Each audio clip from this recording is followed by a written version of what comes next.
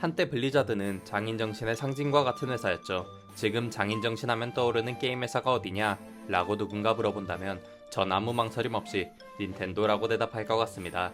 나는 예술이 아닌 상품을 만든다 라고 얘기했던 미야모토 시게루의 철학과는 반대로 가장 예술에 가까운 게임을 만들고 있는 곳이 지금의 닌텐도입니다. 이런 닌텐도와 관련된 재미있는 사실 4가지를 소개해볼까 합니다. 닌텐도의 게임 용량에 대한 강박증은 원체 유명합니다. 슈퍼마리오 브라더스의 용량이 이 이미지보다도 작고 슈퍼마리오 64의 용량이 이 움짤보다 작다는 건 이미 유명한 이야기죠. 이와 관련된 에피소드 중 하나로 닌텐도가 개발한 게임은 아니지만 다들 닌텐도 IP로 알고 있는 포켓몬스터 시리즈의 두 번째 작품 포켓몬스터 골드 실버와 관련된 일화가 있습니다. 포켓몬스터의 두 번째 시리즈였던 골드 실버는 첫 번째 시리즈의 관동 지방이 아닌 송도 지방만을 배경으로 하는 게임이 될 예정이었습니다. 하지만 당시 닌텐도 CEO였던 이와타 사토루가 이에 대해 격렬하게 반대하며 관동 지방을 추가하길 원했고 개발사인 게임프리크 측에서는 용량 때문에 불가능하다고 답변했죠. 이를 들은 이와타 사토루는 직접 게임프리크에 찾아가 본인이 용량을 압축시켜줄 테니 관동지방을 추가해달라고 요청했고 마더 시리즈의 신작을 개발하는 동시에 용량 압축 프로그램을 단 열흘 만에 개발해 포켓몬스터 골드 실버는 아직까지도 시리즈 중 한 게임에 두 지방이 들어간 유일한 게임으로 남았습니다.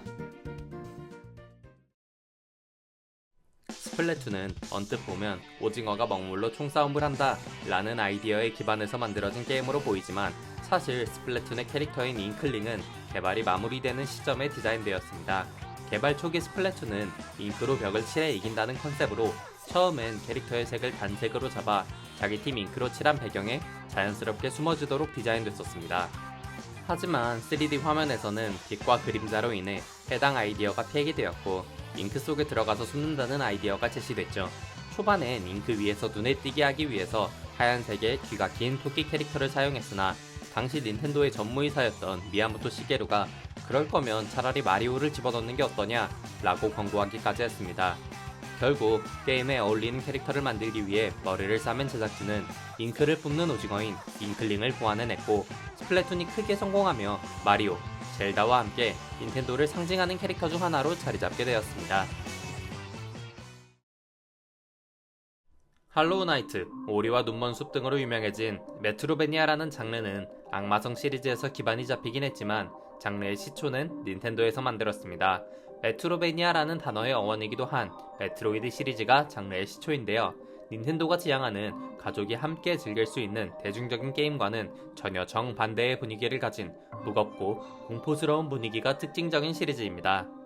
북미에서는 꽤 큰 인기를 끌었던 시리즈로 정작 일본이나 한국 등 동양권에서는 마이너했던 게임이었으나 2021년 메트로이드 드레드의 흥행으로 인해 사실상 대난투 시리즈의 캐릭터로 더 유명했던 일본 내에서 메트로이드 시리즈의 인지도가 다시 올라오기도 했습니다. 국내에서 닌텐도 스위치 판매 대란을 일으켰을 정도로 큰 인기를 끌었던 동물의 숲 시리즈는 원래 RPG 게임으로 개발될 예정이었습니다. 큰 섬에서 여러 플레이어들이 함께 모여서 진행하는 방식으로 개발 중이었지만 당시 게임기였던 닌텐도 64에 탑재될 대형 메모리 64DD의 용량에 맞춰 개발하던 도중 64DD의 발매 시기가 늦춰지는 바람에 중간에 개발 방향이 변경되게 되었습니다. 그래서 RPG 요소를 포기하고 새로운 방향을 고민하던 당시 디렉터 에구치 카즈야는 개발 도중에 가정이 생기게 됩니다. 자식들을 돌보느라 취미였던 게임을 즐길 시간이 부족했던 에구치 카즈야는 퇴근한 이후에 밤늦게 집에 돌아와서도 자녀들과 함께 가볍게 즐길 수 있는 게임이 없을까 라는 고민을 하게 됐고 그 결과물로서 출시된 것이 동물의 숲이었습니다.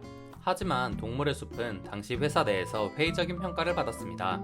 게임에 긴장감이라곤 찾아볼 수 없이 잔잔하게 물고기 잡고 화석 캐고 동물들이랑 떠드는 게 무슨 재미가 있겠냐는 얘기가 많았죠. 실제로 출시 당시에는 저조한 판매량으로 인해 차기작이 불투명했었지만 여성 유저들 사이에서 천천히 입소문이 돌기 시작하고 해외 시장에서 큰 호응을 이끌어내며 메가히트에 결국 놀러오세요 동물의 숲을 위시로 여러 후속작들이 출시하게 됐습니다. 지금까지 닌텐도와 관련된 여러 에피소드에 대해 알아봤습니다.